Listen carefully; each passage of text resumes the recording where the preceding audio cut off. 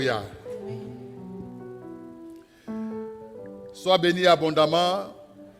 Regarde ton frère et ta soeur, dis-lui en route pour la distinction. Alléluia. Et aie même la foi. Partage-lui ta foi, une foi inébranlable. Dis-lui, tu es déjà distingué. Alléluia.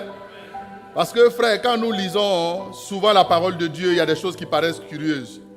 Quand Dieu était en train de bénir Israël par la bouche, n'est-ce pas, de Jacob, qui bénissait ses fils, il a dit, je bénirai ton arrivée. Alléluia. Ça c'est dans Deutéronome 28, ouais, donc il parle à travers Moïse. Il dit, je bénirai ton arrivée. Avant de bénir ton départ, Dieu bénit déjà ton arrivée. Ça veut dire que Dieu, il sait déjà où tu vas atterrir. Et pour que tu sois en confiance, il te bénit là où tu vas atterrir. Je vois que le 31 décembre est déjà béni pour toi. Alléluia. Tu es déjà distingué. Tu es une femme distinguée. Tu es un homme distingué. Tu es un étudiant distingué, une étudiante distinguée. Ta famille est distinguée. Tu es distingué dans tes projets. Tu es distingué dans ton ministère.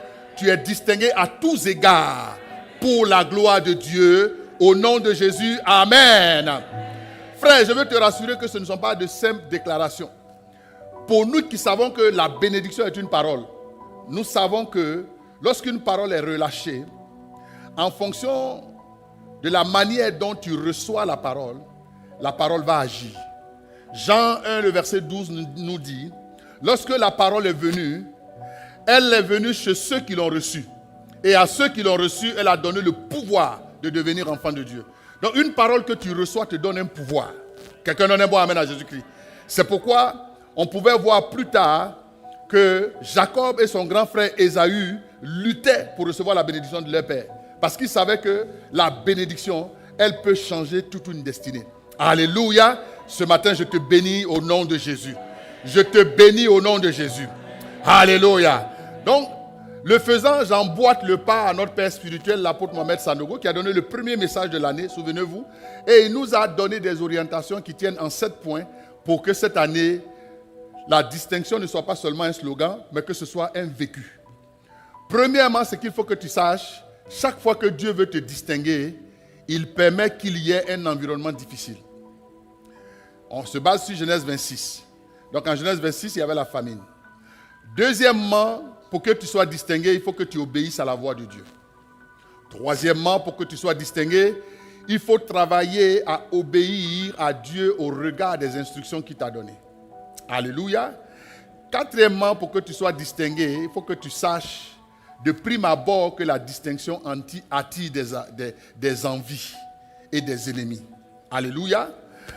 Cinquièmement, il faut que tu saches que si tu veux être distingué, tes pères ont creusé des puits que tu dois restaurer. Sixièmement, si tu veux être distingué, il faut savoir gérer les querelles et les conflits. Parce que tu auras des ennemis. Comment tu gères tes combats va pouvoir te distinguer. Septièmement, lorsque Dieu t'a fait passer à travers toutes ces étapes-là, il y a ce qu'on appelle donc la saison de l'accomplissement, la saison du gouvernement, qu'on appelle donc Rehoboth, où le Seigneur te met au large, où le Seigneur te donne le repos, où le Seigneur t'accorde ce qu'on appelle le sabbat. Quelqu'un donne un bon amen à Jésus-Christ. Et quand tu arrives à ce niveau-là, ton environnement est en paix, ton cœur est en paix, et même tes ennemis viennent faire la paix avec toi. Et on va le voir par la grâce de Dieu à travers des passages bibliques illustrés. Alors ce matin, par la grâce de Dieu, je vais pouvoir insister sur 2 points pour nous aider toujours et à rester dans la dynamique des instructions prophétiques que le Seigneur nous a données.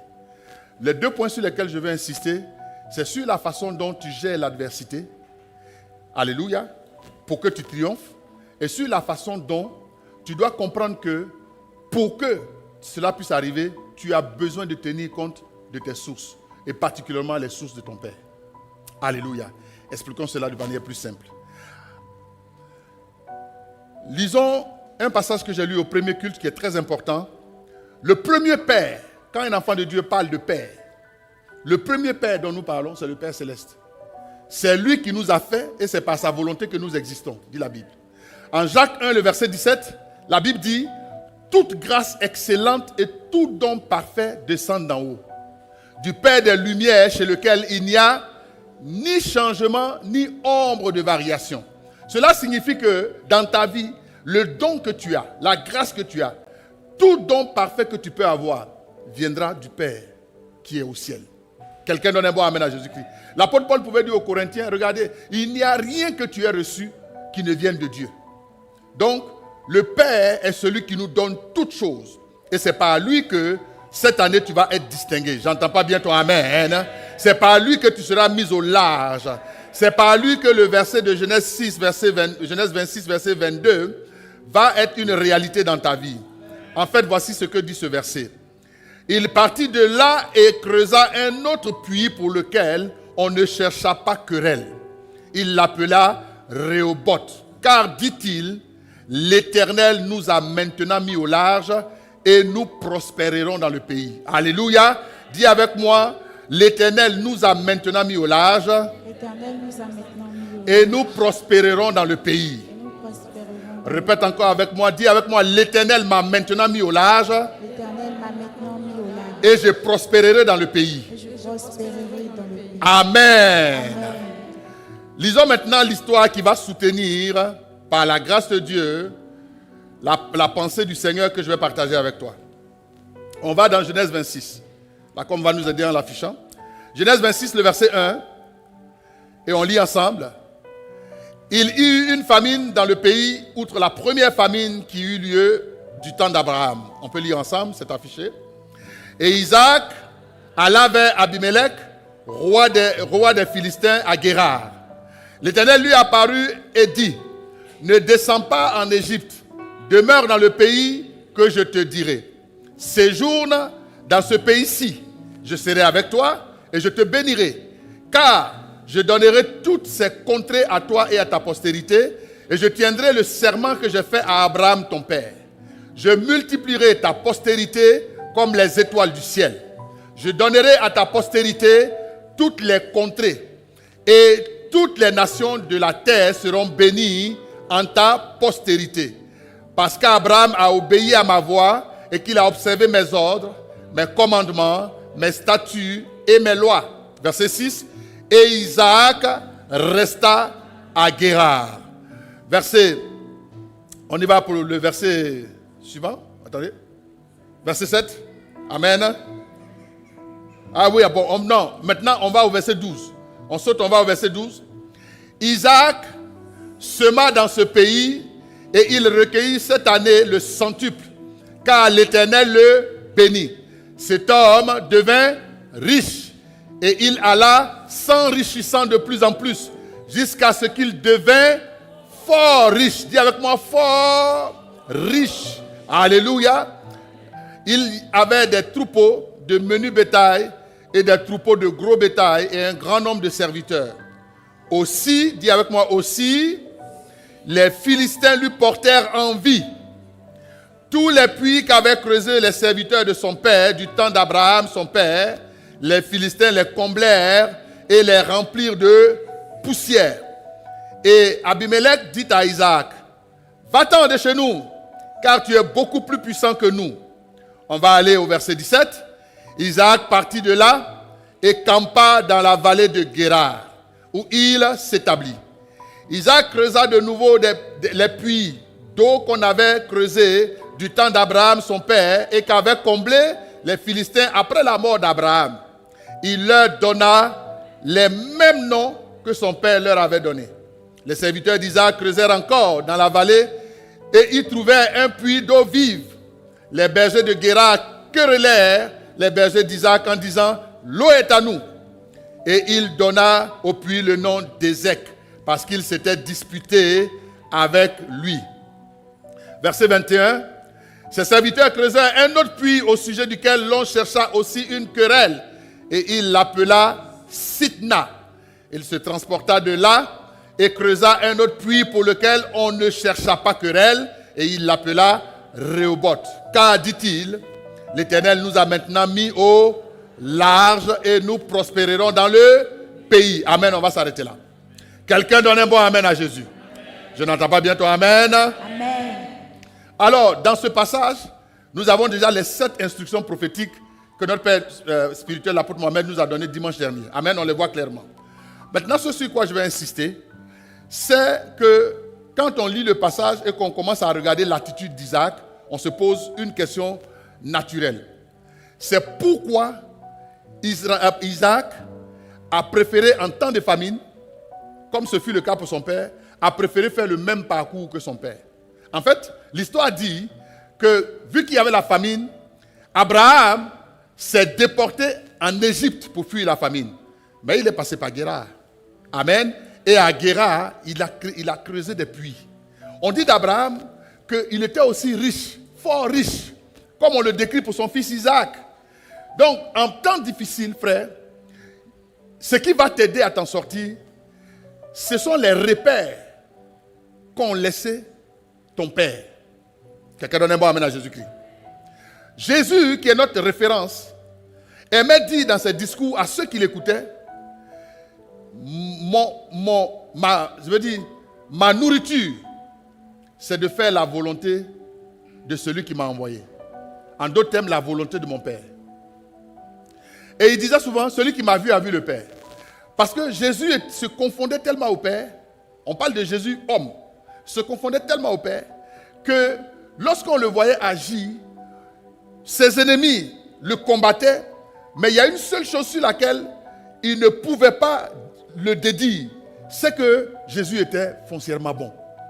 Jésus, on ne trouvait en lui aucune faille pour le condamner.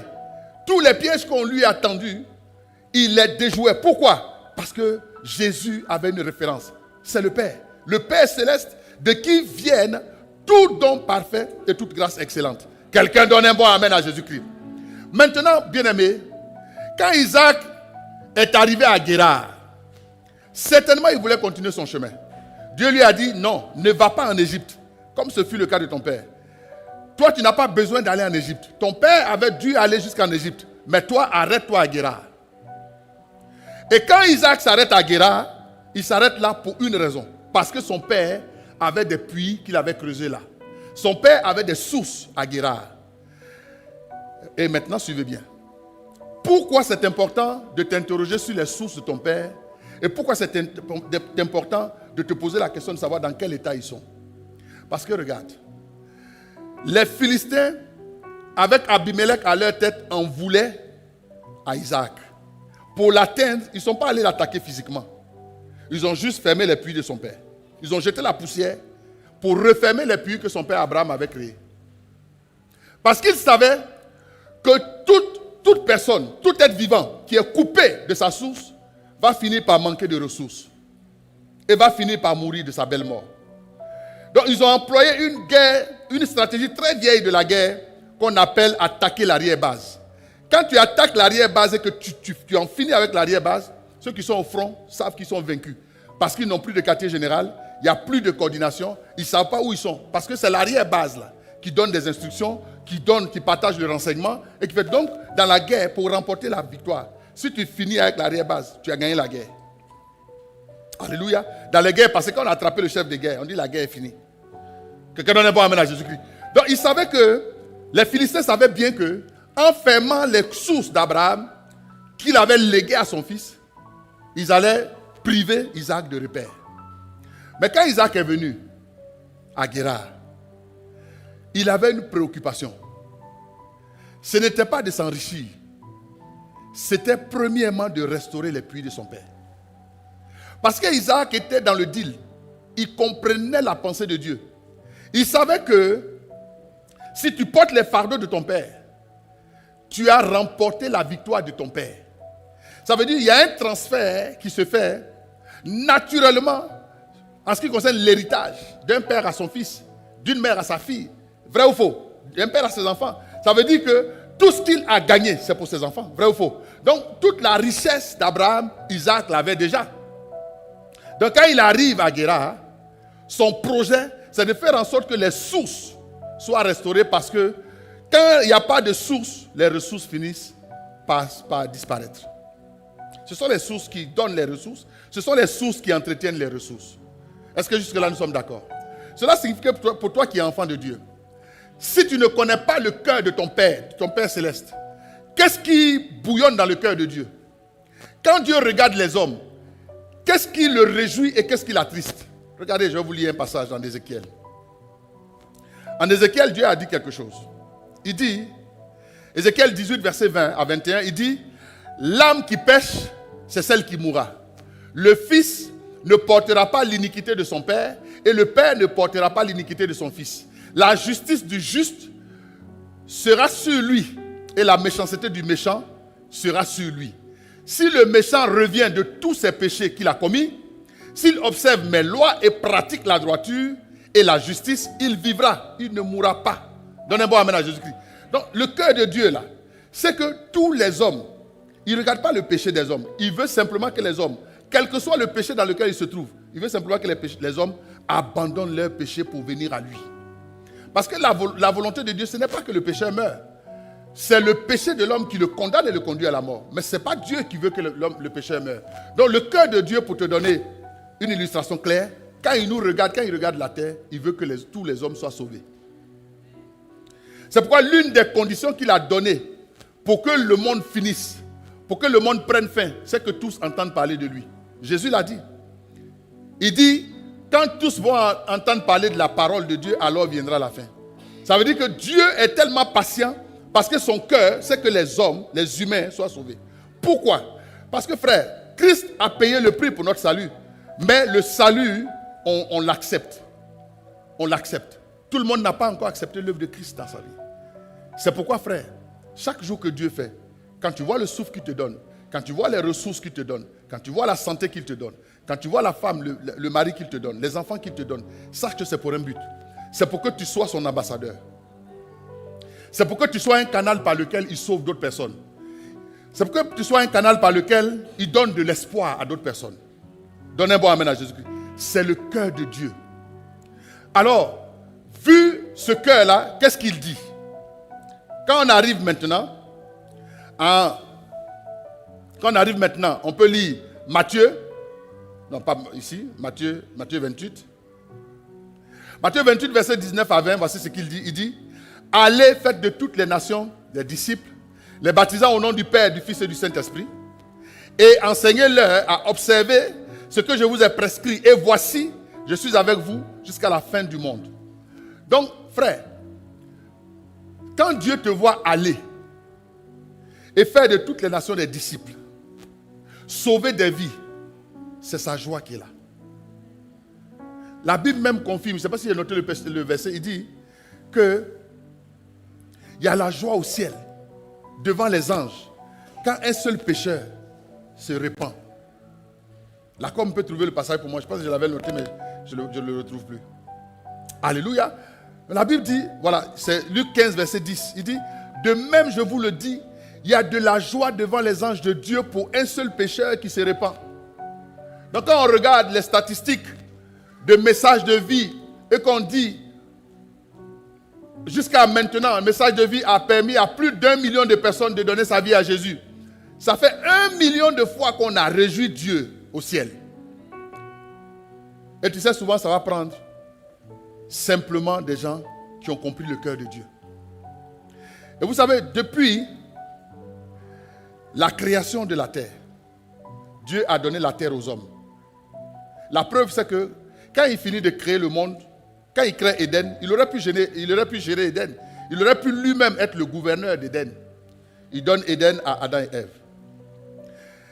Et même s'il avait chassé Adam et Ève d'Éden, son projet pour l'homme par rapport à la terre n'a jamais changé. Parce que Dieu ne se répand pas de ses dons. Il a toujours donné la terre aux hommes. Et ça ne va pas changer. C'est pourquoi jusqu'à aujourd'hui encore, quand Dieu veut agir, il cherche un homme. Il cherche une femme. Il cherche un canal. Donne un bon amen à Jésus-Christ. Et au sein de l'organisation Vie, entendez message de vie, vase d'honneur, il a trouvé un canal qui est notre Père spirituel, l'apôtre Mohamed Sanogo. Si ensemble nous sommes ici, en train de faire le culte à Trois-Rivières, c'est par la vision que Dieu a donnée à cet homme. C'est par le manteau que Dieu a déposé sur la vie de cet homme. Donne un bon amen à Jésus-Christ. J'aime dire toujours que moi, quand je venais au Canada, je ne venais pas pour être pasteur. Voici ma femme, voici mon épouse qui est là. On a préparé notre projet. Ça a duré près de 4 ans. 4 ans. Ouais. Ça a dépassé même les 4 ans. Parce qu'en temps, il y a les enfants qui sont nés. Donc, quand c'est comme ça, ça rallonge le processus. Alléluia. Donc, ça nous a pris près de 5 ans pour préparer notre projet. Quand on venait, On servait déjà à l'église, mais ce n'était pas pour devenir pasteur. C'était pour venir, bon, on s'assoit, notre famille va créer son petit monde. Et puis bon, on vit autre chose, quoi. Donnez un bon amen à Jésus. Mes frères, quand Dieu te donne un père, tu gagnes du temps. En fait, ces combats t'accélèrent. Parce que dans ces combats, les victoires qu'il a eues ne sont plus des combats pour toi. Ce sont des gains. C'est pourquoi quand Isaac est arrivé à Guérar, il a dit, je ne connais peut-être personne à Guérar. J'ai peut-être de l'adversité à Guérar, mais mon père m'a laissé quelque chose à Guérar. Ce sont des puits. Il faut que je les retrouve. Ah, j'entends pas toi. Amen. Quand il a retrouvé ces puits-là, alors les Philistins se sont rendus compte qu'ils avaient affaire à quelqu'un qui était sachant. Alléluia. Donc je reviens à ma petite histoire pour t'encourager un peu. Je vais dire au revoir à mon père spirituel pour venir au Canada. Il me dit, mon fils, quand tu vas, ne laisse pas le système te happer. Parce que lui, il connaissait le Canada, il venait déjà ici, il connaissait. C'est différent d'un papa qui ne connaît pas, qui n'a jamais mis pied, qui te dit, mon fils, va, tu es béni. Lui, il a dit, ne laisse pas le système te happer, va et sers Dieu. Alléluia. Donc quand je suis arrivé, cette parole-là, et il a prié pour moi, cette parole-là résonnait dans mon esprit. Quand je suis arrivé à Montréal, je ne suis pas allé m'asseoir quelque part sur le banc à l'arrière de l'église pour dire, moi je viens d'arriver, je suis un nouvel arrivant, les histoires de Dieu, je mets ça en parenthèse, le temps que... Non frère, je ne travaillais pas, mais j'étais à l'église tous les mercredis et tous les dimanches. Au point que certains frères même à l'église pensaient que c'est parce que je ne travaillais pas que j'étais aussi engagé. Non, ça n'a rien à voir. J'ai toujours été engagé dans l'église. Quelqu'un donne un bon amen à Jésus-Christ. J'ai fait 15 mois, on a fait 15 mois à Montréal avant que je n'aie le travail ici. Pendant ces 15 mois-là, j'étais engagé à l'église. Je faisais mes petites études, mais toujours engagé. Il n'y a pas, en tout cas, pour rester humble, mais il n'y a pas une réunion du soir que j'ai manqué. Je prends toujours ma famille, mes enfants, on finit le culte, on rentre. Dimanche, on est parti. Samedi, quand on est des services, parce que j'étais responsable de 4 tribus. Ben nous, on n'était pas nombreux, on était 4 intendants ou patriarches, matriarches. Donc chacun avait 4 tribus. Chacun avait 3 tribus. Et puis il y a l'un d'entre nous qui est parti. Donc on a rajouté une tribu sur chacun de nous. Donc ici, là, vous avez une tribu et puis vous souffrez. Je ne comprends pas comment vous faites. Moi, j'avais 4. Quelqu'un donne un bon amen à Jésus. Mais tout ça, c'est pour te dire que quand tu as un cœur pour servir, que tu comprends le cœur de ton Père. Ton Père céleste d'abord, son cœur là, c'est qu'il dit, il a de la joie quand il trouve des gens qui s'occupent de sa maison. L'une des choses qu'il reprochait à Israël, depuis Osée, c'est que les gens délaissaient sa maison. Donnez un bon amen à Jésus. Et donc quand il trouve des gens qui s'occupent de sa maison, entendez, pas seulement l'église bâtiment, mais ce qui fonde l'église, ce n'est pas le bâtiment, ce sont les âmes que Dieu sauve, qui les rassemble. Si tu comprends ce cœur-là, tu vas gagner du temps et Dieu va te distinguer. Quelqu'un donne un bon amen à Jésus-Christ. Regardez aujourd'hui. Il y a combien d'églises sur la terre, sans faire de comparaison, mais pour être juste honnête, combien d'églises sur la terre aujourd'hui, je n'ai pas fait de statistiques mondiales, mais souvent quand il y a des actions d'éclat, ça se voit, se préoccupe de l'évangélisation comme il y avait 2 décennies en arrière. Moi je me rappelle que quand j'étais à l'université, j'étais très actif au sein de Campus pour Christ, qui est une organisation internationale. Et le but de cette organisation, comme le GBU, Groupe Biblique Universitaire, c'était vraiment de gagner des âmes, faire des leaders. Et l'une des activités qu'on avait à Campus pour Christ, c'était d'aller de village en village avec du matériel qui était fourni par les États-Unis. Les transports étaient payés par les États-Unis. Les missionnaires étaient payés par les États-Unis. Les bâtiments où on stockait le matériel et ceux qui étaient missionnaires étaient payés par les États-Unis. Tout venait des États-Unis et on allait dans le village. Tout ce qu'on a à faire, on déploie le matériel, on présente le film Jésus, les gens se donnent à Jésus, on prie pour eux, on les oriente dans les églises et puis on part, on est content. On a sauvé des vies. Aujourd'hui, frère, ça ce n'est plus la priorité des États-Unis. Je suis peut-être exclusif, mais je veux dire, ce n'est plus ça. En fait, ça ne fait plus partie des priorités. La preuve, c'est que l'agence même qui aidait les pays, tout ça, on l'a fermé maintenant. Ça veut dire, regarde, frère, ce qui bénissait, parce que c'était orienté vers le cœur de Dieu, les gens sont en train d'abandonner cela. On veut avoir de belles églises juste pour peut-être le nom. On veut avoir de l'influence. Voir un pasteur qui est écouté par 1 million de personnes sur la terre. Quand on regarde sur les réseaux sociaux, il y a 15 000, il y a 20 millions de likes. Frère, il y a 100 millions de likes sur ton message. Tu es heureux. Frère, ce n'est pas pour ça que Jésus nous a appelés en partie. C'est vrai que ça peut aider. Mais ce pourquoi Jésus nous a appelés, c'est que toi, tu sois un canal à l'échelle de ton quartier, à l'échelle de ta famille, à l'échelle de ton travail. Partout où Dieu t'envoie, sache que ton Père a creusé des puits, que tu dois rouvrir et que tu dois alimenter. Parce que c'est ta ressource. Ta ressource vient de ces puits-là. J'entends pas bien ton amen. Quand Isaac est arrivé et qu'il a trouvé que ces puits étaient fermés, il a pris le risque que sa vie soit menacée. Il a ouvert un premier puits, ils sont venus lui faire la bagarre. Ils ont refermé le puits. Il n'est pas resté là pour faire la bagarre. Il s'est déplacé, il allait rouvrir un autre puits. On l'a trouvé là, on lui a fait querelle. Il n'a pas. Alléluia. Il allait rouvrir un autre puits. Donnez bon amen à Jésus-Christ. Donc vous vous imaginez que les puits de son père, là, qu'il a rouvert, là, les gens sont venus lui faire querelle pour les refermer. Donc il ne s'est pas dit comme on a refermé les puits de mon père, je m'avais. Non, il est allé dans la vallée, il a encore creusé. Parce que son père lui a appris quelque chose. Son père lui a appris que pour que tes ressources ne finissent pas, il faut avoir une source. Il faut avoir des sources. Et ça, c'est un autre message. Mais regarde, les sources les plus importantes de ta vie, ce sont les sources de ton père. D'abord les sources de ton Père Céleste. Et maintenant les sources que ce Père Céleste a mis dans le cœur du Père spirituel qui te donne. Le cœur du pasteur Mohamed, pour vous expliquer, je vais parler rapidement de la vision des vases d'honneur en une phrase. Notre vision à vase d'honneur, c'est de faire des nations des vases d'honneur. Entendez, des intimes de Dieu. Pour la manifestation de son règne. C'est notre vision. Donc quand le pasteur Mohamed nous disait à l'époque, on va envahir le monde. Frère, on ne savait pas par où passer. Parce que souvent, quand Dieu dit des choses, on a le complexe de la peau, on a le complexe des ressources, on a le complexe beaucoup de complexes. On se dit, mais comment un jour, nous, on va rentrer dans le monde arabe? Comment un jour, nous, on va se retrouver dans les Amériques? Comment se ferait-il qu'un jour, on va gagner l'Europe? Ce sont des questions légitimes, mais elles sont humaines. Quand tu as les puits de ton père, frère, le Seigneur ouvre des portes. Les portes spirituelles que Dieu lui a ouvertes sont aussi ouvertes pour toi. Avant que nous ne commencions Vase d'honneur, le pasteur venait ici faire des séminaires déjà avec message de vie 10 ans en amont. Presque 10 ans en amont. De nombreuses années plus tard. Donc quand l'église a ouvert là, les déclarations qu'il est venu faire sur le Mont Royal, dans la ville de Montréal, un peu partout dans le pays, ça avait déjà un impact spirituel. De sorte que quand moi, plus tard en 2018, on dit viens pour ouvrir l'église à Trois-Rivières, j'arrive et plus tard, mon pasteur responsable, pasteur José, me dit, quand on t'a envoyé à Trois-Rivières, il y a un truc, il y a quelque chose qu'on ne t'a pas dit. C'est que Trois-Rivières s'appelait le cimetière des églises. C'est-à-dire qu'à l'époque où on venait en 2018, si vous étiez là un peu plus tôt spirituellement, vous allez voir que la ville était spirituellement chargée. Frère, c'était vrai. C'est-à-dire que les églises qui ont fait long feu ici ont fermé au bout de 24 mois. Maintenant, on bénit Dieu. Il y a plusieurs églises qui rouvrent. Je me rappelle que pendant la pandémie, il y a une église très importante, dont je vais taire le nom, qui a implosé. Le pasteur a démissionné. Parce que lui, il disait que non, la pandémie, c'est la bête. D'autres disaient que ce n'est pas la bête. Donc, on lui a dit, mon frère, bon, il a démissionné. Et son troupeau s'est dispersé. Frère, pourquoi Satan, quand il veut te faire manquer ta destinée, attaque tes sources? Parce que frère, un bâtiment sans fondement est fragile, il s'effondre. On n'a même pas besoin de faire un effort. C'est pourquoi ta base arrière, il faut veiller là-dessus. Et ta base arrière, ce sont les puits de ton Père.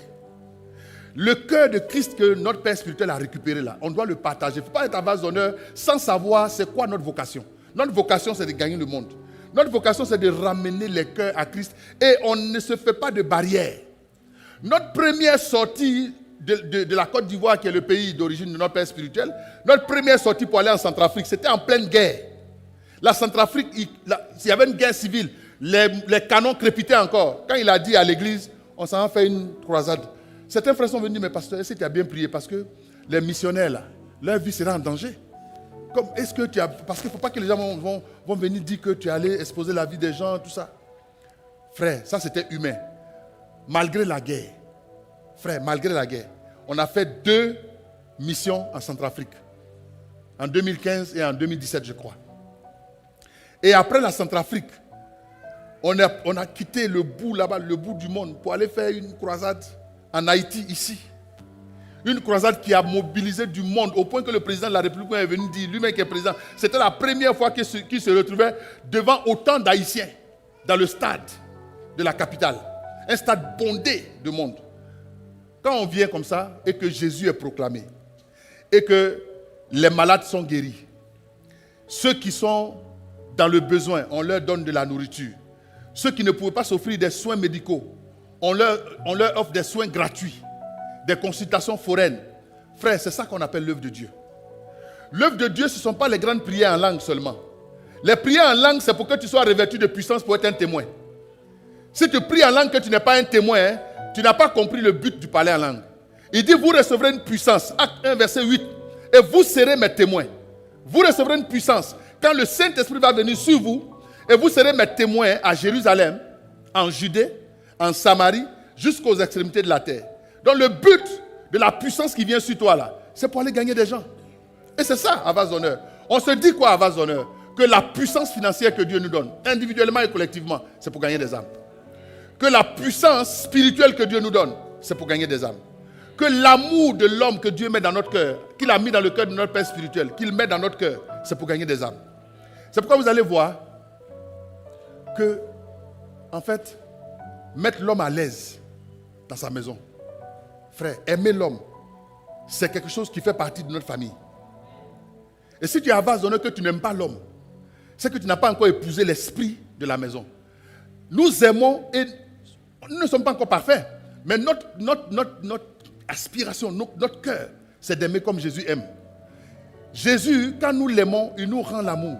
Et la façon dont il nous rend l'amour, c'est qu'il nous aime nous-mêmes personnellement, mais il nous dit, aime ton prochain comme toi-même. Il dit, il y a 2 commandements qui font toute la loi et les prophètes. C'est aimer Dieu de toute ton âme, de toute ta pensée, de tout ton cœur, et c'est aimer ton prochain comme toi-même. Ces 2 commandements-là résument toute la loi et tous les prophètes. Et c'est ça que nous poursuivons. Si nous voyons que notre Père spirituel aujourd'hui, il nous dit, on s'en va à Cancun. Frère, on s'en va à Cancun. Donne un bon amen à Jésus-Christ. On ne va pas réfléchir pour dire, non, est-ce qu'à Cancun, là, il y a le Venezuela qui est pris à côté. Est-ce que vraiment notre avion ne va pas être dérouté? Est-ce que, frère, on s'en va à Cancun. Jésus dit, on s'en va à Cancun pour sauver des gens. À l'époque, frère, au Canada, pendant de nombreuses années, on n'avait qu'une seule église. Au moment où je vous parle aujourd'hui, nous avons 13 assemblées au Canada. Et ça, c'est à l'intérieur d'une décennie. 13 assemblées. Les cellules d'honneur multipliées peut-être par 2 ou 3 au moins. Alléluia. On a des églises aux États-Unis aujourd'hui. On a 3 assemblées, plusieurs maisons d'honneur. On a des cellules, là même là, au Pérou. Nous, on était surpris, frère. Au Pérou. Mais je me rappelle qu'à une pastorale, le pasteur disait, il faut qu'on gagne l'Amérique du Sud. Il faut qu'on gagne le Brésil. En ce moment, on ne savait même pas qui allait aller au Pérou, frère. Et un jour, on dit, il y a une sœur au Pérou, une sœur. Actuellement, le Pérou est en train de monter. Dans les Caraïbes. Figurez-vous au Pakistan. On a un pasteur, c'est-à-dire, pasteur, quand je le vois, vessel of honor derrière lui, dans un pays qui est l'un des pays les plus islamisés de la terre, islamisé, où on ne joue pas. Même quand le pasteur Mohamed a été invité là-bas, son nom Mohamed, on ne prononçait pas ça. On l'appelait pasteur Sanogo. Parce qu'il ne faut pas dire Mohamed, c'est le prophète aussi. Donc là-bas, quand il est arrivé, les gens disent, quand tu vas venir, partout où tu vas, on t'appelle pasteur Sanogo. On ne dit pas Mohamed, sinon ils vont poser des questions. Donc même au risque de sa vie, il s'en va. Mes frères, qui voient les images de comment il a été reçu au Pakistan. Et la porte a été ouverte par l'un de ses fils spirituels, qui est le pasteur en Suisse. C'est ça, en Suisse. Voilà. Frère, le pasteur Irfan. Aujourd'hui, avec l'entrée comment on appelle, au Pakistan, on a gagné les Philippines. Oui, on est rentré aux Philippines. Là, au Japon. Où encore? Au Japon. Tous les petits pays qui sont tout, Thaïlande, certainement, tout ça, ça va être pris.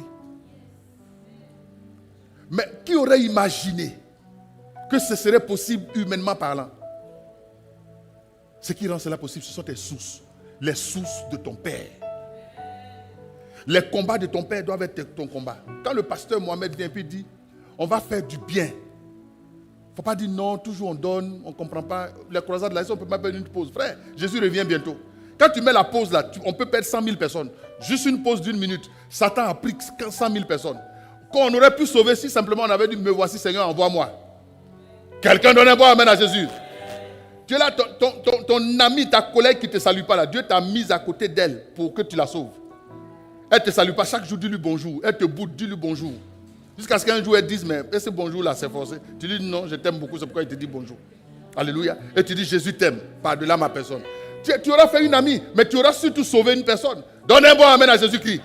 Dieu ne t'a pas suscité pour rien, mais pour que tu comprennes que Dieu te conduit dans la distinction, Dieu te conduit dans ta destinée, Dieu t'élève, Dieu te mène à d'un point A à un point B plus élevé, parce qu'il veut faire avec toi quelque chose de précis.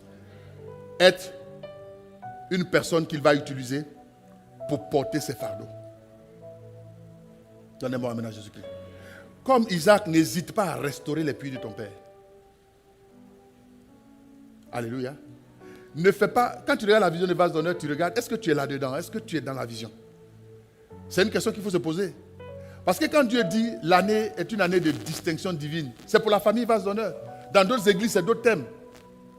Mais ce sont des thèmes valables. Chaque peuple reçoit la voix de son apôtre. Donnez un bon amen à Jésus. La voix de notre apôtre, c'est année de distinction divine. Mais si tu vas à l'église d'à côté, eux, ce n'est pas la distinction divine. Eux, peut-être, ça va être année de gloire. D'autres personnes, ça va être année du salut de 1000 âmes. D'autres personnes, ça va être année de construction de l'église. Chacun a son thème, vrai ou faux?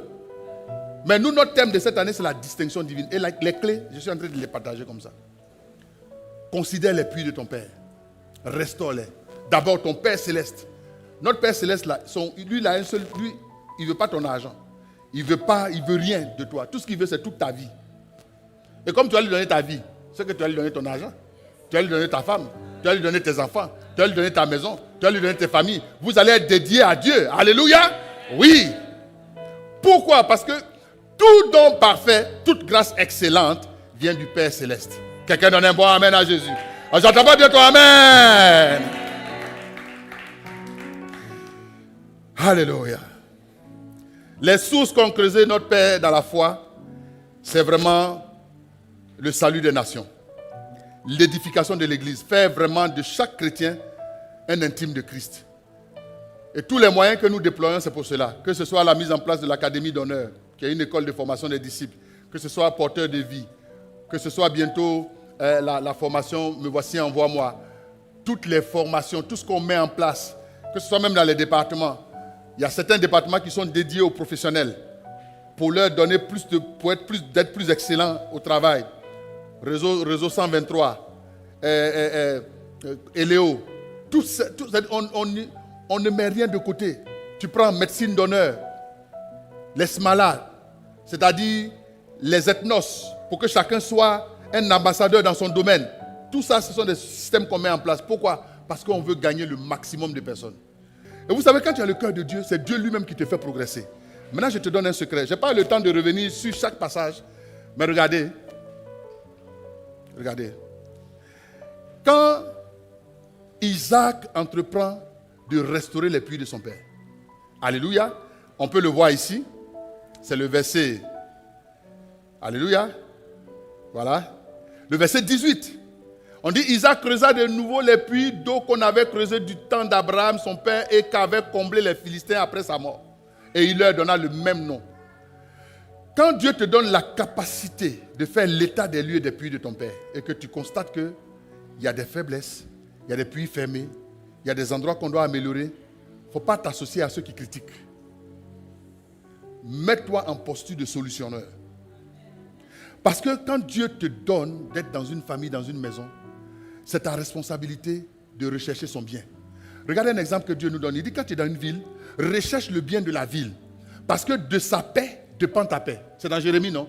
La com peut l'afficher. C'est-à-dire que dans la ville où Dieu t'envoie, même s'il t'y envoyé en captivité, il dit de rechercher le bien. Parce que de sa paix dépend ta paix. Ça veut dire que dans l'église, et quand tu regardes l'organisation, quand tu regardes l'atmosphère, que tu dois entreprendre de faire, tu fais le constat. Par exemple, tu viens à l'église, tu dis l'éclairage, vraiment, à un moment donné, c'était beaucoup de casseroles sur notre tête ici. Vrai ou faux? Alléluia. Ceux qui sont là depuis 3 ans, alléluia. C'est pas qu'on n'a pas essayé d'enlever ça. Hein? On a essayé d'enlever les casseroles. Vous savez quoi? J'ai demandé un devis à un électricien. Vous savez combien de temps il a mis pour envoyer le devis? 6 mois. 6 mois. Quand il a envoyé le devis coûtait beaucoup d'argent, frère. Quelqu'un donne un bon amen à Jésus. On ne peut pas tout dire. Il m'a envoyé un devis de près de $16,000 pour faire les ampoules que vous voyez là. Donc j'ai dit, bon, il y avait d'autres priorités, j'ai mis ça de côté. Puis on a continué de prier. Cette année-là, j'ai dit, non, Seigneur, il faut que dans notre aménagement, on change. En ce moment, quand on va à Sessoukot, ici à Drummondville, mon frère, le pasteur de Isen Hassan, me dit, mais on a des frères là qui sont électriciens à l'église. C'est eux qui ont fait notre éclairage à Saint-Hyacinthe, tout ça. Et puis, il me présente le frère. Un frère électricien. Quelqu'un donne un bon amen à Jésus. Frère. Ils sont venus, ils ont fait ce travail-là. Ça leur a pris plusieurs jours. Ils ont même dormi ici. On les a logés pour faire ce travail. Il y a des choses qu'on fait. Ça ne nous a pas coûté $16,000, frère. Ça ne nous a pas coûté $16,000. Alléluia. Donnez un bon amen à Jésus. Voilà, on n'a même pas atteint $10,000. Dieu nous a fait la grâce. C'est comme ça que Dieu fait. Ça veut dire que quand tu as le cœur pour les choses, Dieu là, lui, il organise. Et puis, il rend cela possible. Ce qui fait que souvent, on se retient qu'on ne voit pas la gloire de Dieu, c'est qu'on humanise Dieu. Dieu a les ressources pour toi. Dieu a les ressources pour ta famille, pour ta maison, pour tes projets. Je t'annonce que c'est cela. Donnez-moi un amen à Jésus. Seulement, creuse les puits de ton père et donne-leur le même nom. Il ne faut pas donner un autre nom. Vous savez, à un moment donné, pour faire l'histoire courte, quand Isaac a restauré les puits de son père, dans la démarche même, vous savez, on a lu tout à l'heure, quand on vient, on ferme, il fait un autre. Quand on vient, on ferme, il fait un autre. Ça s'appelle la sagesse du contournement. Il y a des combats que tu fais et qui t'épuisent parce que tu t'es arrêté pour les faire. Il y a des combats qu'il faut éviter. Parce que ça va te défocaliser, ça va prendre des ressources inutilement. Pour que tu puisses t'arrêter pour faire un combat, évalue toujours ce que la victoire de ce combat-là t'apporte. Il y avait toujours des territoires. Donc quand on a chassé Isaac, tout ce que lui savait, Dieu lui a dit ne quitte pas Guérard. Donc quand on l'a chassé sur la terre ferme, il allait dans la vallée. Il s'est mis dans la vallée. Même dans la vallée, on l'a trouvé là-bas, frère. Frère, c'est dans la vallée qu'il a trouvé un puits de source d'eau vive. Ce n'était pas sur la montagne, ce n'était pas sur la terre ferme, dans la vallée. Même dans la vallée, Dieu va te faire trouver des richesses que tu n'as pas trouvées sur la terre ferme. C'est-à-dire, même dans les difficultés, quand les gens pensent qu'ils t'ont mis out là, le Seigneur va faire en sorte qu'ils soient surpris que même là où tu es rejeté là, il y ait des richesses qui te trouvent là-bas. Ah, j'entends pas bien toi, amen. Il a creusé un puits, il y avait des sources d'eau. Les bergers d'Abimelech sont venus dire, c'est notre puits. Il dit, bon, prenez. Il allait créer un autre puits. Cette fois-ci, eux-mêmes, ils ont regardé, ah, le gars, on l'a fatigué. Hein? Quand on veut faire par là, il ne parle pas. On veut ici, il ne parle pas. Et puis quand on regarde aussi, sa richesse ne diminue pas. Il est de plus en plus influent. On l'attaque, mais il monte. Vous savez quoi? Quand on arrive vers la fin du chapitre 26, la Bible dit, si la com peut l'afficher, la Bible dit, Abimelech, c'est le roi des Philistins. Il a pris certains de ses notables et son chef de guerre. Et ils sont allés voir Isaac. Quand il est arrivé à Rehoboth là, ils sont allés quand même le voir. Cette fois-ci, la bonne nouvelle, c'est que ce n'était plus pour faire des palabres. Quand Isaac les a vus arriver, il dit, mais pourquoi vous venez encore m'attaquer? Les gens disent, non, hein, cette fois-ci, on ne vient pas en guerre. Voici nos mains. On a un drapeau blanc même d'ailleurs. Nous sommes venus pour que tu jures que tu ne vas pas nous faire du mal. Pour faire alliance avec toi. La Bible dit, Isaac a organisé un repas, ils ont mangé. Les ennemis d'hier sont devenus des amis. Frère, à un moment donné, tes ennemis vont venir demander l'armistice. Ils vont venir en paix. Ils vont devenir tes amis. Et Dieu va élargir ton influence. J'entends pas bien ton amen. Il y a 2 petits sorciers dans ton village qui te fatiguent là. Ils vont venir confesser que ton Jésus est fort. Et à partir de cet instant, ils vont dire, on veut servir Dieu. Est-ce qu'on peut servir Dieu avec toi? Alléluia. Et puis tu vas leur dire, bon, laisse-moi réfléchir. Et tu vas venir avec eux. Et c'est eux-mêmes qui vont maintenant dire, avant, hein, j'étais un méchant sorcier. Mais par la grâce de la vie de cet homme, j'ai été sauvé. Alléluia. Ramène des cœurs à Christ de cette manière-là. Et c'est pour cela que Dieu va te distinguer, frère. Dieu ne va pas te distinguer juste pour que tu puisses nous faire voir des Lamborghini, des Porsche, des grandes voitures, des grandes marques, ou bien des comptes remplis de billets. Tout ça, ce n'est pas mauvais. Si tu as ça, on rend grâce à Dieu. Alléluia. Parce que Dieu a aussi besoin d'enfants, de ces enfants qui sont influents. Mais au-delà de cela, sache que ta vie est dédiée comme un instrument entre les mains de Dieu pour sauver, pour délivrer les nations. Attends, je t'emmène un peu faible. Hein? Tu es déjà fatigué? Alors cette année, j'annonce que l'ennemi ne va pas te faire perdre ton héritage. Il ne va pas te détourner. Il ne va pas renverser tes fondements. Parce que la Bible dit, lorsque les fondements sont renversés, le juste, que ferait-il? Donc quand Satan vient t'attaquer, il attaque tes fondements parce qu'il sait que quand les fondements sont renversés, on n'y peut plus rien. Regardez à Trois-Rivières par exemple.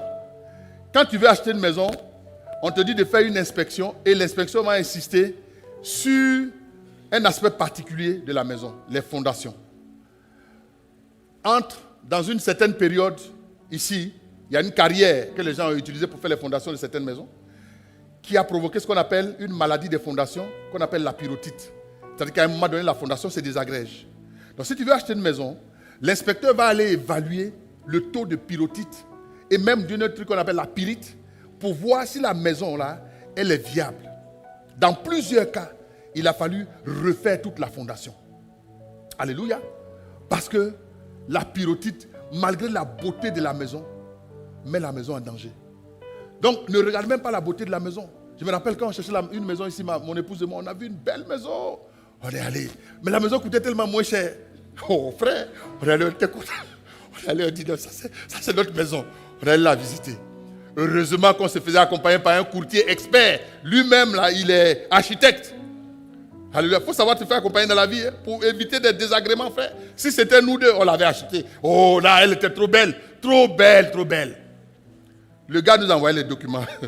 Première chose, il dit les gens, fuyez vite. Elle est trop belle, mais c'est une maison à problème. Elle avait un problème de pyrotite.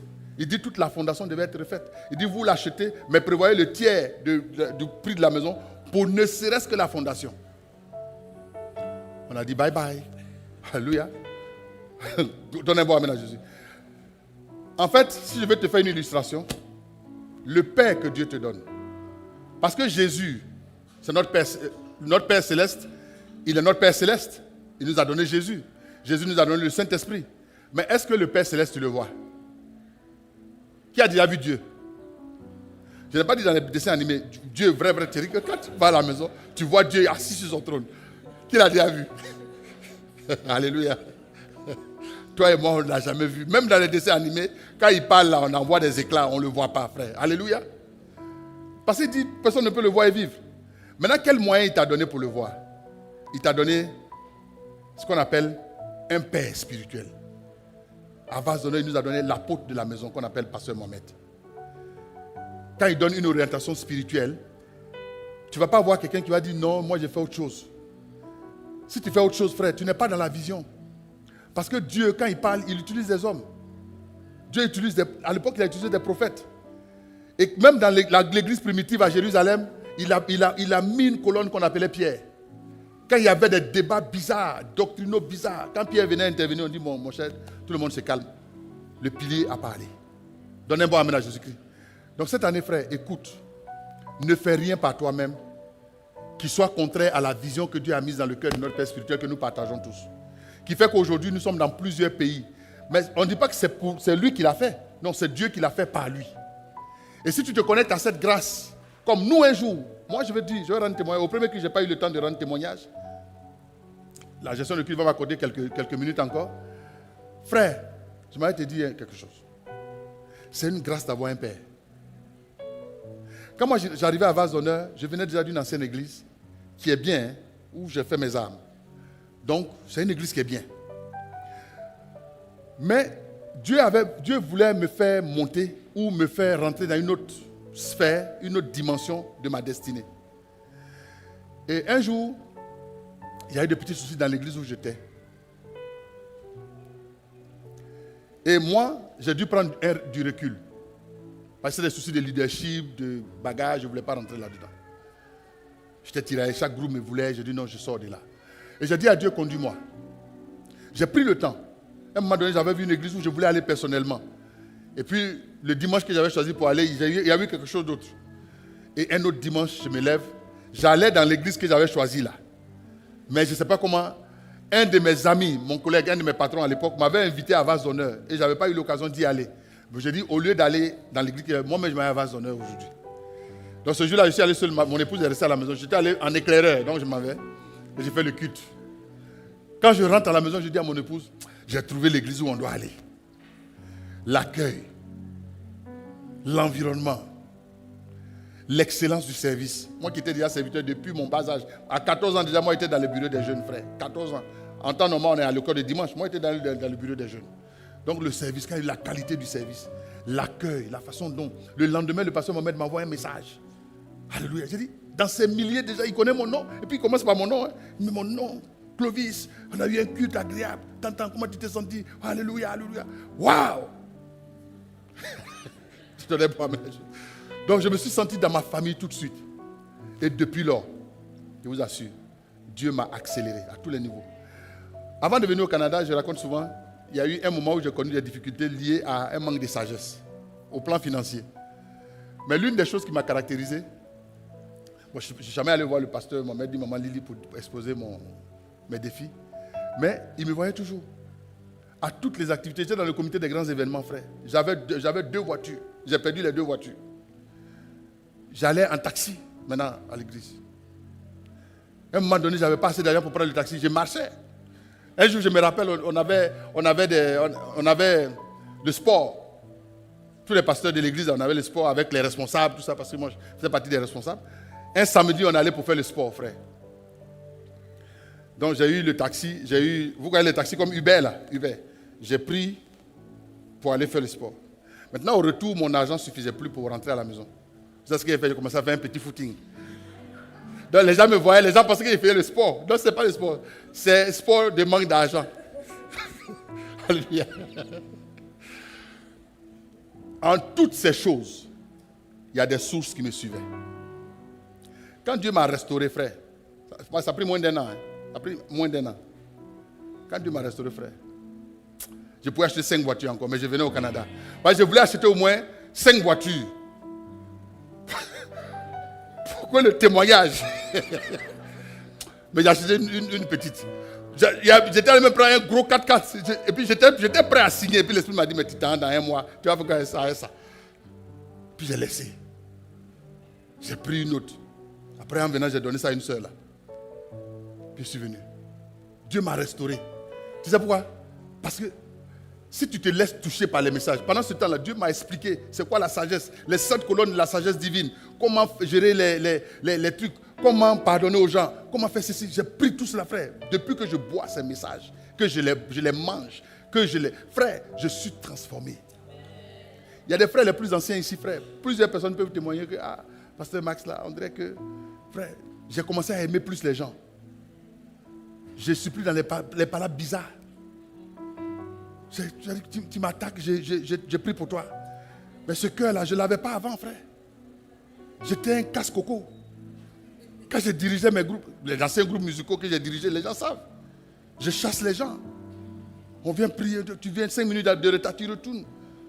Quand je veux te faire grâce, tu restes là, tu ne répètes pas. Je te mets dans un coin pour que tout le monde même te regarde. Pour te déprécier. Mais tout ça, j'ai changé. Dieu m'a fait grâce. Aimer l'homme, ça fait partie du manteau de notre Père spirituel. Est-ce que tu aimes comme je suis en train de décrire là? Est-ce que quand on te fait un petit truc, tu ne fais pas 3 mois sans venir à l'église? Est-ce que quand dans ton groupe là, quelqu'un ne t'a pas salué, est-ce que tu ne deviens pas une gangrène dans le groupe? Si tu le fais encore, reviens aux sources de ton Père. Donne un bon amen à Jésus et le Seigneur va te bénir abondamment. Oh, je n'entends pas bien toi, amen. Ultimement, ayant le fardeau des âmes et le salut des âmes. Je vais terminer en nous disant, quand on lit l'histoire de Jacob, qui est le fils d'Isaac, quand on lit même l'histoire d'Isaac dans sa vieillesse, un peu plus tard la Bible va dire, Rebecca était était stérile. Donc Abraham va prier. Et Dieu va donner des jumeaux à Rebecca. Le grand frère s'appelait Ésaü et le petit frère s'appelait Jacob. Donc il y a eu une guerre entre les deux. Parce que Dieu l'avait déjà annoncé. Pour faire court l'histoire. À un moment donné, les deux là, ils luttaient pour que leur père les bénisse. Et la Bible dit Isaac était naturellement attaché à Ésaü. Pourquoi? Parce que Ésaü lui donnait du gibier. Et le petit secret derrière, c'est que, en fait, la bénédiction vient de l'âme. Donc, pour que tu sois béni, c'est-à-dire quand quelqu'un est en colère et puis dit je te bénis, ce n'est pas une bénédiction. Il ne faut même pas dire Amen. Non, parce que la bénédiction vient d'une âme joyeuse. Voilà. Donc, Ésaü avait l'habitude de donner la joie à son père. Donc, naturellement, Isaac avait prévu de bénir Ésaü. Mais dans le plan parfait de Dieu, c'est Jacob qui devait être béni. Jacob, sans vous expliquer comment, finalement a pris la bénédiction. Parce que Jacob a pris la bénédiction, Ésaü lui a juré de le tuer. Pour une simple parole qu'on a prononcée sur son petit frère. Son grand frère a dit, toi, je vais te faire la peau. Pour ça, Jacob a dû fuir de nombreuses années. Tu sais quoi? Chercher la bénédiction d'un père te transfère ses grâces. Il faut qu'on comprenne cela aussi ici. Il faut honorer le père spirituel que Dieu t'a donné. Tu sais, plusieurs personnes n'ont pas de difficultés quand on leur dit qu'il faut honorer Dieu. Parce que Dieu nous a créés. Donc, c'est naturel d'honorer Dieu. Mais l'apôtre Jean dit, si tu dis que tu aimes Dieu que tu ne vois pas, et que tu n'aimes pas ton frère que tu vois, la vérité n'est pas en toi. Donc, en d'autres termes, si tu dis que Dieu est ton père, et que tu ne considères pas le père spirituel qu'il t'a donné, le berger qu'il t'a donné, la couverture spirituelle qu'il t'a donné, c'est que la vérité n'est pas en toi. Et je sais que ce n'est pas ton cas ici ce matin. Alléluia. Ça veut dire que si tu honores Dieu, tu dois honorer ses apôtres. Tu dois honorer le porteur de la vision. Au sein des églises Vase d'honneur, c'est l'apôtre Mohamed. Quand tu es sur les réseaux sociaux, tu vois les gens tirent sur lui, il ne faut pas parler dedans. Souvent, alléluia, il y a des combats là. Certains de ces fils que nous sommes, on veut aller attaquer. Nous dit non. Nous ne sommes pas des intégristes. Nous sommes des témoins de Christ. Jésus, on a tout dit de lui. Il n'a pas fait. Un jour, il a pris ses disciples. On dit, qui dit-on que je suis? On dit, mais certains pensent que tu es ceci. C'est ça qu'il y a d'autres choses que Luc n'a pas écrites. Ou que Jean n'a pas écrites. Mais peu importe. Ne te mets jamais avec ceux qui dénigrent tes pères. Parce que les dénigrer, c'est te priver d'une connexion. Parce que l'une des choses qui a fait qu'Israël n'a pas pris la grâce qui était sur Moïse, c'est qu'il se plaignait beaucoup de Moïse. Donc au lieu que la grâce de Moïse vienne, c'était des malédictions et des jugements qui allaient. Parce que Dieu, il tient compte de ça. Or, il nous a mis ensemble pour nous bénir, pour nous élever. Cette année est une année de distinction. Tu ne manqueras pas la distinction. Donne un bon amen à Jésus-Christ. Regarde,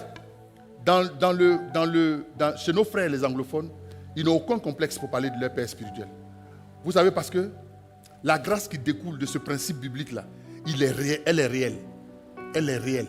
Nous là, nous sommes des francophones, ce n'est pas mauvais, hein, mais on est philosophes. Donc on va expliquer, mais pourquoi on dit toujours son nom, pourquoi on dit Jésus, et puis on dit Pasteur Mohamed, on ne comprend pas, pourquoi on dit Pasteur Max même, pourquoi on ne l'appelle pas frère même. Même frère même, on doit l'appeler Max. Tu vois, moi frère, même si tu m'appelles Max, je vais répondre. Alléluia. Tu m'appelles frère, je vais répondre. Le souci ne se trouve pas à ce niveau. Pasteur Mohamed, depuis toujours, il nous dit toujours, appelez-moi pasteur, appelez-moi, c'est nous qui sommes têtus. Donne un bon amen à Jésus-Christ. Et quand un jour il est venu à Montréal, j'étais son chauffeur, quand je vivais à Montréal, et descendre même aller lui ouvrir la porte, il refuse. Donne un bon amen à Jésus-Christ. Donc, on ne parle pas de quelqu'un qui se comporte comme un gourou, qui aime les honneurs, qui aime faire ceci. Quand on vient au programme, vous voyez, il est au milieu des gens, il prend les enfants, il cause avec les gens, il est avec tout le monde. Ce n'est pas un gourou. Donne un bon amen à Jésus-Christ. C'est la grâce que Dieu nous a faite d'avoir un tel père. Mais je vous assure, pour avoir fréquenté moi-même certaines églises avant de donner ma vie de venir à Vase d'honneur, frère, il y a certains, pour les voir, il faut prendre rendez-vous. Rendez-vous, bon, souvent on le fait ici, mais c'est pour l'organisation. Mais vous voyez que rendez-vous, mais on te dit ton rendez-vous, c'est dans 3 mois. Et quand tu viens, on vérifie si tu as une semence. Amen. Parce que l'homme de Dieu, pour qu'il puisse te voir, il faut que tu saches que le climatiseur, c'est payé. Le bureau, c'est payé. Le protocole, c'est payé. Frère, Jésus n'était pas un protocolaire. Jésus était simple. Donnez-moi amen à Jésus-Christ. Et c'est cette simplicité-là que nous développons. Et je rends grâce à Dieu de nous avoir donné un tel père spirituel. Mais maintenant, nous lui devons l'honneur. J'entends pas bien toi, amen. L'honneur que tu lui dois, c'est déjà de rendre grâce à Dieu pour sa vie. Pour la bénédiction qu'il est pour la famille. Et moi, j'ai pu noter que plusieurs frères d'autres églises honorent beaucoup notre père spirituel. Oui. Oui. Vous comprenez, ICC Vazonnet, c'est la même famille. Hein. On fait tout pratiquement de la même manière. Je vois comment nos frères, nos cousins là-bas, nos frères, pas cousins, les cousins c'est autre chose. Ils traitent notre père spirituel quand il arrive là-bas. Et nous aussi, on essaie de se battre pour bien traiter l'oncle quand on le voit. Alléluia. Je prie que cette grâce-là de comprendre la loi de l'honneur au Père. Il y a un passage que je voulais lire que j'ai oublié.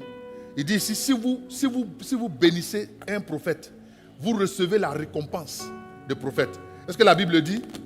La Bible dit ici, Matthieu 10, verset 40 à 42, si quelqu'un vous accueille, c'est Jésus qui parle, il dit c'est moi qui l'accueille. Il parlait aux apôtres, hein. Il dit aux apôtres là, si quelqu'un vous accueille, c'est moi qui l'accueille. Et si quelqu'un vous accueille, il accueille celui qui m'a envoyé, c'est-à-dire il accueille le Père céleste. Donc il dit les apôtres, si quelqu'un vous accueille, c'est moi Jésus qui l'accueille. Et si il m'accueille, c'est qu'il accueille aussi le Père céleste. Amen. Maintenant il dit, celui qui accueille un prophète en sa qualité de prophète, à la place de prophète, vous pouvez mettre pasteur, vous pouvez mettre quoi encore? Évangéliste, vous pouvez mettre encore docteur. Celui qui accueille un prophète en sa qualité de prophète reçoit la récompense de prophète, et celui qui accueille un juste en sa qualité, en qualité de juste, recevra aussi la récompense de juste. Donnez-moi amen à Jésus-Christ. Donc, on va prier pour cette parole. Acclamons Dieu d'abord pour sa parole. Papa me regarde dans le coin de l'œil, regarde-moi bien. Alléluia! Parce que cette année est une année de distinction. Distinction divine. Et je sais que Dieu te distingue. Pendant qu'on va tout à l'heure apporter au Seigneur pour nos offrandes, je nous encourage tous à apporter une offrande qu'on va appeler une offrande d'honneur. Alléluia. Cette offrande d'honneur-là, ça va être pour notre église une semence dans la vie de l'apôtre Mohamed. C'est le début de l'année. Voilà.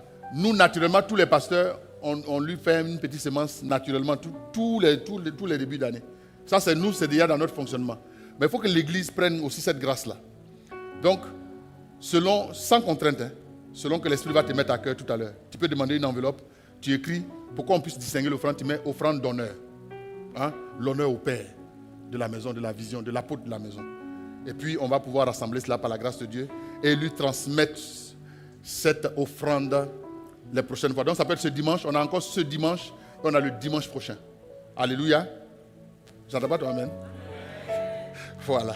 Que Dieu te bénisse abondamment. On va se tenir debout. On va se tenir debout. S'il vous plaît.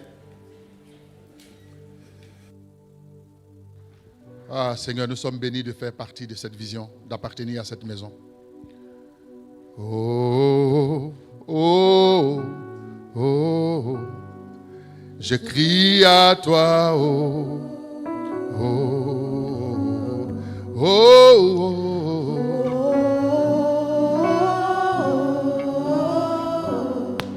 Je crie à toi, oh. Je crie à toi. Je crie à toi. Je suis béni, Seigneur, d'être exposé à cette parole. Prions ensemble et disons merci à Dieu pour cette parole. Dieu te fait vaincre tes ennemis. Il te donne de l'ascendant sur tes ennemis. Et parce que tu restaures les puits de ton Père, les sources de ton Père, le Seigneur alimente ton élévation. Le Seigneur alimente la distinction dans ta vie. Élevons la voix, bénissons Dieu ensemble et que chacun prie.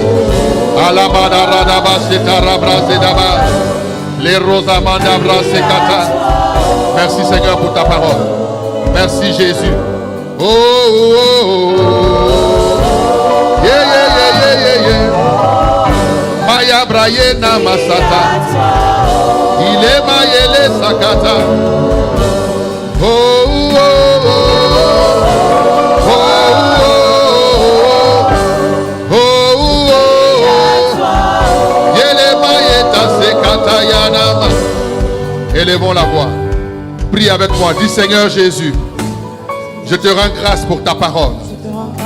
Cette parole vient pour me donner des instructions claires sur le chemin pour me conduire à la distinction divine. Seigneur, rends-moi réceptif. Oh Dieu, ma vie t'appartient. Dès maintenant, j'élève la voix et je prie que toute confusion dans mon esprit soit ôtée au nom de Jésus. Je veux reconnaître que c'est une grâce de t'avoir comme Père.